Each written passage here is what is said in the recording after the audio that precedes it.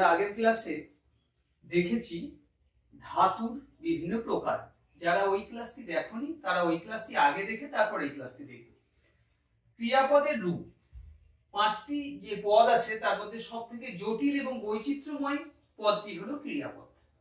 এই ক্রিয়াপদের রূপ যখন আমরা করতে যাই তখন অনেক সমস্যার সম্মুখীন হই, যেটি আমাদের রূপ বিজ্ঞানের একটি বড় বিষয়।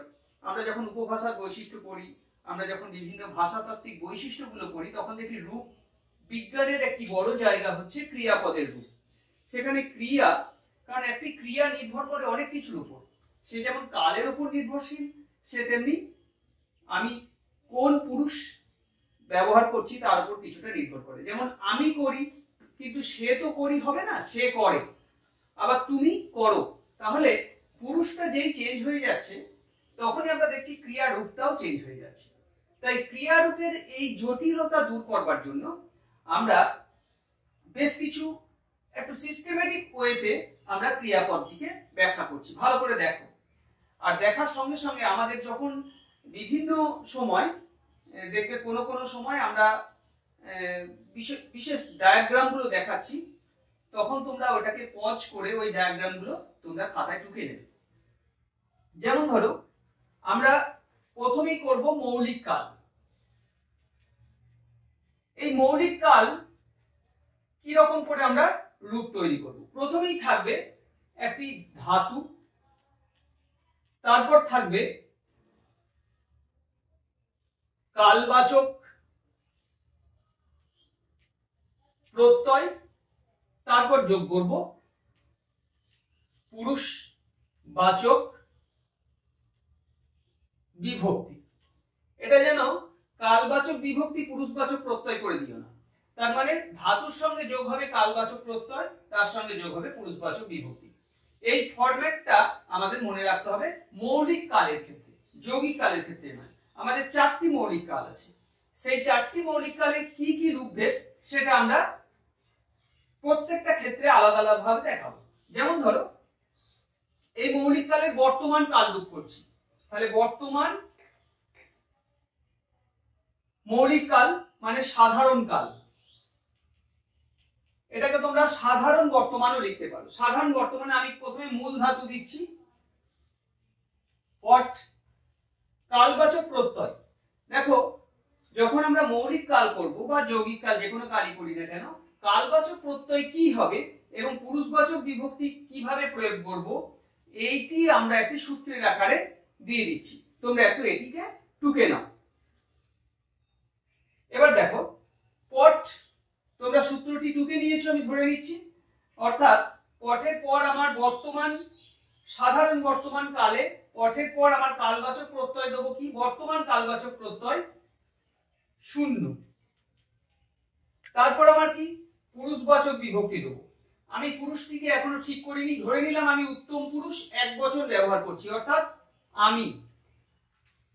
আমরা সবাই জানি উত্তম পুরুষ আমি, আমরা, এক বচন আমি, বহু বচন আমরা। তাহলে উত্তম পুরুষ আমি ব্যবহার করছি। তাহলে আমি ব্যবহার করে আমি এবার পট শূন্য বর্তমান কাল রূপে পুরুষবাচক বিভক্তিটি দেবো। কিভাবে পুরুষবাচক বিভক্তি ঠিক করব না? আমি পড় ই, শেষে ই আসছে, অতএব পুরুষবাচক বিভক্তি ই। এটিকে যদি আমি অতীতের সাধারণ অতীত লিখি তাহলে আমার কি হবে? মূল ধাতু একই রাখলাম, পট অতীত কালবাচক প্রত্যয় ইলো যুক্ত পুরুষবাচক বিভক্তি। এটিও আমি উচ্চারণ করব, আমি পড়িল আম। তাহলে আমি পড়িলাম, তাহলে শেষে হচ্ছে আম, তাহলে পুরুষবাচক বিভক্তি আম। তারপর আমি ভবিষ্যৎ করব। ভবিষ্যৎ সাধারণের ক্ষেত্রে ধাতু আমি একই রাখলাম, পট ভবিষ্যৎ কালবাচক প্রত্যয় এরপর দেবো, সেটা হচ্ছে ইবো। তারপর আমি কি দেবো? পুরুষবাচক বিভক্তি, সেটা আমাকে উচ্চারণ করেই ঠিক করতে হবে, আমি পড়িব। অর্থাৎ ইবোর পরে আর নতুন কোনো সাউন্ড বা ফোন আসছে না, তাই এখানে শূন্য। এইখান থেকে আমি আরেকটি সূত্র পেয়ে যাচ্ছি। আমার যখন পুরুষবাচক বিভক্তি নির্ণয় করতে হবে উত্তম পুরুষে বর্তমান কালবাচক পুরুষবাচক বিভক্তি ই, অতীত কালবাচক আম, ভবিষ্যৎ কালবাচক শূন্য। এই সূত্রটি আমি পেয়ে গেলাম। এছাড়া আমার মৌলিক কালরূপের আরেকটি কাল আছে নিত্যবৃত্ত, মানে যেটি আমি আগে রোজ করতাম। নিত্যবৃত্ত অতীত, এটি হবে নিত্যবৃত্ত অতীত। নিত্যবৃত্ত অতীতের ক্ষেত্রে পুরুষবাচক কালবাচক প্রত্যয়টি ইত। পুরুষবাচক বিভক্তি উচ্চারণ করব আমি পড়িত আম, তার মানে আমি পড়িতাম। তাহলে চারটি আমরা মৌলিক কালরূপ পেলাম, সাধারণ বর্তমান, সাধারণ অতীত, সাধারণ ভবিষ্যৎ, নিত্যবৃত্ত অতীত। এই চারটে কালরূপের উচ্চারণ কি? পড়ি, পড়িলাম, পড়িব, পড়িতাম। এই চারটি মৌলিক কালরূপ।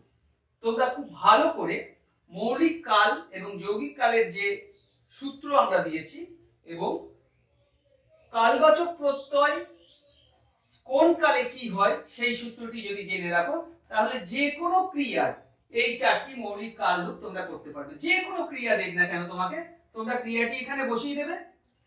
বর্তমান কালের ক্ষেত্রে শূন্য বসাবে, অতীত কালের ক্ষেত্রে ইলো বসিয়ে দেবে, ভবিষ্যৎ কালের ক্ষেত্রে ইবো বসাবে, নিত্যবৃত্তের ক্ষেত্রে ইতো বসাবে।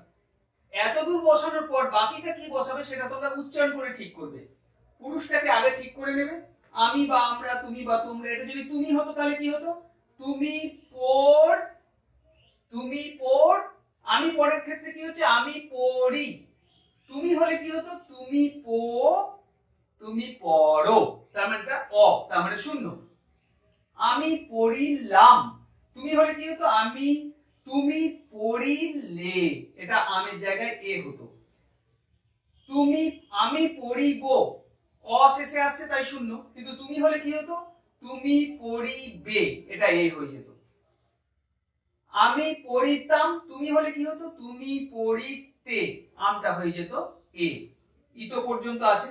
এটা যদি সে হতো, মানে প্রথম পুরুষ, তাহলে কি হতো? সে সে পড়ে, ইটা হয়ে যেত এ।